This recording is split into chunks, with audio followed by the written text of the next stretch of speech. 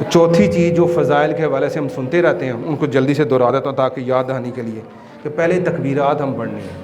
تمام احادیث کو اکٹھا کر کے سادہ سا مسئلہ بتا دوں کہ آج سے لے کر آپ نے قربانی کے آخری دن تک فرض نماز کے بعد، نوافل کے بعد، چلتے پھرتے بازاروں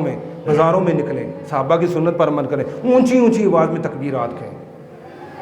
ہم دوسرے معاملات میں نہیں جھجکتے، جہاں دین کی بات ہو تو ہمیں جھجک آتی ہے یار لوگ کیا کہیں گے۔ بازاروں میں نکلیں، اونچی اونچی آواز میں تکبیرات کہیں، لوگوں کو پتہ رہے گا اللہ کی کبریائی بیان ہو رہی ہے۔ جہاں جہاں پر آپ کے الفاظ جائیں گے وہ جگہ آپ کی گواہی دے گی۔ اور تکبیرات میں بنیادی اور فوکس اور سینٹر پوائنٹ کیا ہے کہ اللہ اکبر جاننا، اللہ اکبر، اللہ اکبر، لا الہ الا اللہ، اللہ اکبر، اللہ اکبر۔ ایک وہ الہ کون ہے؟ وہ اکبر ہے، اور اس کو اکبر جاننے کا مقصد ہے کہ اس کے فیصلوں کو اپنی زندگی میں بڑا کرنا ہے، زبان سے نہیں۔ اور حمد کیا ہے؟ اس نے جو نعمتیں دی ہیں اس کی مرضی کے مطابق استعمال کرنے کا مطلب حمد ہے۔ وہ جسم کے لحاظ سے، کسی بھی لحاظ سے جو جو نعمتیں ہمیں دی ہیں، ان نعمتوں کو اس کے کہنے پر، اس کی نعمتیں اس کے مطابق استعمال کرنے کا مطلب کیا ہے؟ وَلِلَّهِ الْحَمْدُ۔ یہ تکبیرات آپ نے آج سے لے کر یہ 12-13 دن ہے، آپ نے یہ تکبیرات پڑھنی ہے۔ اس کے بعد آپ نے فرائض نماز کی پابندی کرنی ہے، ساتھ کوشش کرنی ہے نوافل بھی ادا کریں۔ نفلی روزوں کی بڑی فضیلت ہے، سارے رکھ سکتے ہیں الحمدللہ سارے رکھ لیں، سارے نہیں رکھ سکتے تو چلے کچھ جتنے بھی آپ کو اللہ توفیق دے کچھ نہ کچھ روزے نفلی روزے رکھنے کی کوشش کریں۔ اس کے بعد نفلی صدقات کریں، قربانی تو آپ نے کرنی ہے، اس کے علاوہ بھی جو جس حد تک روزانہ کی بنیاد پر اکٹھے جس طرح نفلی صدقات کریں۔ اور اس میں کیا ہے، حاجیوں کے لیے خصوصاً کیا ہے کہ لڑائی جھگڑا نہیں ہے، وہ فحش گوئی نہیں کرنی، تو غیر حاجیوں کو بھی سمجھایا جا رہا ہے کہ اس طرح تکبیرات پڑھ کر، اس طرح نماز نفلی عبادات کر کے، نفلی صدقات کر کے، نفلی روزے رکھ کر تم نے اپنے نفس پر قابو کیسے آ جائے، تمہیں اپنے نفس پر قابو آ جائے، نیکی کرنی آسان اور گناہ کرنا مشکل ہو جائے، یہی ہمیں سکھایا جا رہا ہے۔ اور پھر میں نے کہا قربانی، چلیں بھائیوں کو پتہ ہوگا کافی کہ ناخن بال نہیں کاٹنے، اگر کسی کے رہ گئے ہیں، جو رہ گئے ہیں یہیں پر ختم کر دیں، ناخن بال نہیں کاٹنے۔ اب یہ ناخن بال کا اور قربانی کا کیا جوڑ ہے؟ یہ ایسے سمجھے کہ اللہ تعالیٰ آپ کو ایک نظر میں اور ایک آپ نے اللہ کے ساتھ معاہدہ کر کے اتنے دن میں نے اپنے باطن کو پاک کرنا ہے، ظاہراً جو ناپاکی بھی رہ جائے 10 دن وہ اس دن پاک کرنی ہے، کہ میں نے تصور یہ کرنا ہے کہ جس طرح یا اللہ یہ 10 دن میں نے تیرے کہنے پر گزارے ہیں، اب یہ اس کے بعد قربانی کے ناخن کاٹ کر، بال کاٹ کر، قربانی کر کے یہ جو علائشیں میرے ساتھ جڑی ہوں گی، میں نے اس دن یہ تصور کرنا ہے کہ جس طرح میں نے گناہوں کو چھوڑ دیا، یہ ظاہری علائشیں بھی قربانی کے بعد صاف کر کے اپنے آپ کو ظاہراً اور باطن طور پر پاک کر لینا۔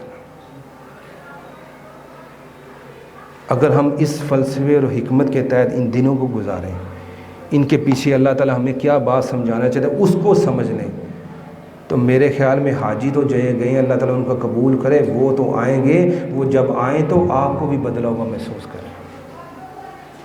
وہ بھی کہیں یار کرنے تو ہم آج گئے ہیں، اللہ نے انشاءاللہ قبول کر لیا ہوگا، لیکن آپ بھی یہ مہینے ڈیڑھ کا حج میں جو گیپ پڑا ہے، پہلے آپ اس طرح نہیں تھے، پہلے آپ کی زبان اس طرح نہیں چلتی تھی، پہلے آپ کے ہاتھ اس طرح نہیں چلتے تھے، پہلے آپ کے معاملات کچھ اور تھے، پہلے آپ کی اخلاقیات کچھ اور تھے، پہلے آپ کی عبادات میں یہ تھا، پہلے آپ کے عقائد میں یہ مسئلہ تھا، علم میں یہ مسئلہ تھا، عمل میں اب یار کچھ نہیں ہوا، حاجی صاحب مہینے ڈیڑھ میں کیڑی چیز کھا لی جو بدلے لگ رہے، تو سمجھیں آپ کے بھی پھر 10 دن یہ قبول ہو گئے۔ کوشش کریں جس طرح رمضان میں آتا ہے اس طرح یہ جو 10 دن ہے یہ سیٹ ہے 10 دن کا، یہ عشرہ ہے پورا، کہیں 1 دن کی فضیلت ہے، کہیں 2 دن کی فضیلت ہے، کہیں رمضان کی فضیلت ہے، کہیں شعبان کی فضیلت ہے، یہ 10 دن کے سیٹ کی علیحدہ فضیلت ہے۔ اور فضیلت کی ایک حدیث سنا کے انشاءاللہ بات کو ختم کر دیں گے، کوئی عمل بھی ان دنوں سے زیادہ افضل نہیں، تو صحابہ کرام نے اس وقت جو قتال فی سبیل اللہ تھا وہ سب سے اعلیٰ درجہ ہوتا تھا، تعجب سے حیران ہو کے پوچھا کیا اس سے بھی افضل ہے؟ آپ نے کیا اس سے بھی افضل ہے، ما سوائے اس بندے کے جو اللہ کے راستے میں جائے، نہ اس کی سواری بچے، نہ اس کا مال بچے، نہ اس کی جان بچے، وہ افضل ہو سکتا ہے۔ اگر اس کی سواری بھی بچ گئی، جب آپ کے رشتہ دار آپ کے گھر آئیں، آپ کے ساتھ معاملہ کریں، تو ان کو پتہ چلے حاجی صاحب کے 10 دن قبول ہو، آپ کی گواہی نہ ہو، لوگوں کی گواہی چلنی چاہیے۔ تو اللہ سے دعا ہے کہ اللہ تعالیٰ یہ جو 10 دن ابھی بڑے قیمتی ہیں، آج پہلا دن ہے، ان کو سمجھ کر ان میں کاروبار کچھ کم کر لیں۔ ساری عمر ساری زندگی یہی کام کرتے ہیں، کچھ خاص دن ہوتے ہیں جن میں جو ہے نا یہ معاملات کرنے ہوتے ہیں، یہ پتہ نہیں اگلے زندگی ہماری زندگی میں ہیں یا نہیں ہیں، ان کو آخری دفعہ سمجھ کر اپنے معاملات، آپ بچوں کی روزی کمائیں سارے لیکن کم سے کم سطح پر لیں، صرف 10 دن، 10 یہ ایک ہفتہ ہے سمجھے پورا، آج جمعہ اگلے ہفتے تک ہے، 9 دن بنتے ہیں، 10ویں دن تو قربانی ہو جانی ہے، اور 1-2 دن تو پہلے ویسے ہی کام ختم بند ہو جانے ہیں، 4-5 دن آپ کو تھوڑی مشکل ہے، یہ آپ 8-9 دن 10 دن آپ تھوڑا سا ذرا دنیاوی معاملات کو کم کر دیں، باقی معاملات میں یہ میں نے کہا نماز کے ساتھ، روزے کے ساتھ، صدقات کے ساتھ، قربانی کے ساتھ، قرآن کے ساتھ، حدیث کے ساتھ، اللہ کے ساتھ تعلق بنانے کے ساتھ، یہ ساری چیزوں کو اکٹھا کر کے اب لے کے تو دیکھیں، یقین تو بنائیں۔ جب یقین بنے گا نا پھر دیکھیں آپ کو اعمال کرنے اور اللہ کی اطاعت میں آنا کوئی مشکل نہیں ہوگا۔ اللہ سے دعا ہے کہ اللہ تعالیٰ یہ جو دن جا رہے ہیں یہ ہم سب کو ان کی جو مقاصد ہیں، ان کے جو فضائل ہیں، جو اس کے پیچھے حکمت اور فلسفہ اس کو سمجھ کے اس کے مطابق زیادہ سے زیادہ جو عبادات کے ساتھ اللہ کے ساتھ جڑنے کی اور اس کے مطابق علم اور عمل کے ذریعے باعمل مسلمان بننے کی توفیق عطا فرمائے۔ سبحان ربک رب العزت عما یصفون وسلام علی المرسلین والحمد للہ رب العالمین۔